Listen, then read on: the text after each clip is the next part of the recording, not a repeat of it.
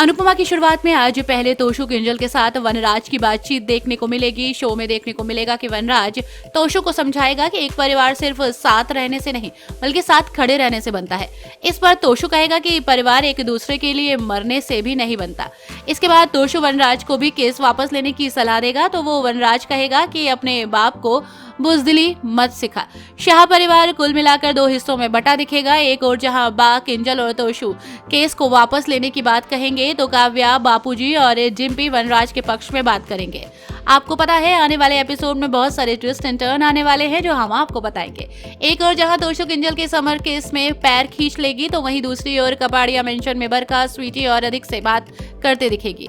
बरखा दोनों को बताएगी कि सुरेश के अंडरवर्ल्ड से लिंक है और काव्या पर हमला हुआ है तो हम पर भी हो सकता। बरखा कहेगी कि तुम दोनों बेबी प्लान करने का सोच रहे हो तो क्या ये सेफ है। ये सब सुनकर अधिक कहेगा कि वो स्टेटमेंट देगा और समर को इंसाफ दिलाएगा, लेकिन बरखा कहेगी कि ऐसा नहीं है, तुम्हारे स्टेटमेंट से उसे सजा नहीं मिल जाएगी। इसके बाद बरखा फिर से स्वीटी को समझाती दिखेगी कि और कहेगी कि तुमने एक रिश्ता खोया है लेकिन बाकी तुम्हारे साथ है।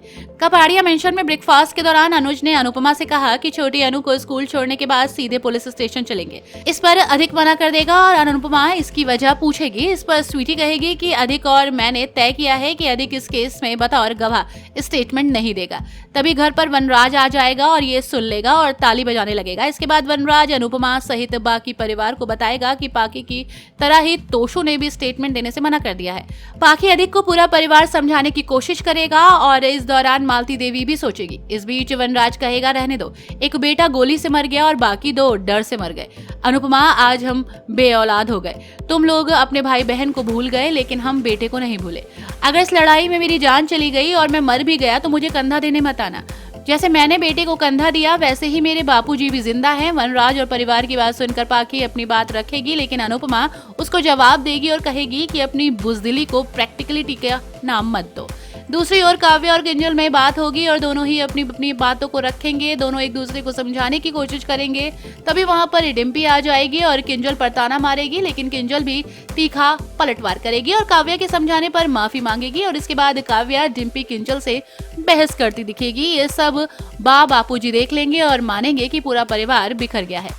काफी बहसबाजी के बाद अनुपमा वनराज से कहेगी कि इस लड़ाई में हमारे साथ कोई नहीं, हमारे समर के लिए हम ही लड़ेंगे। इसके बाद दोनों पुलिस स्टेशन जाएंगे। पुलिस स्टेशन में वनराज अनुपमा से इंस्पेक्टर परितोष, अनुज और अधिक के बारे में पूछेगा। इस पर पुलिस को बताया जाएगा कि इन्होंने स्टेटमेंट देने से इनकार कर दिया है। तभी वहां पर अनुज आएगा और कहेगा कि मैं भी इस केस का गवाह हूँ और उस रात क्या क्या हुआ मैं एक एक डिटेल आपको बताना चाहता हूँ। इसके बाद अनुज इंस्पेक्टर को पूरा वाकया बताएगा।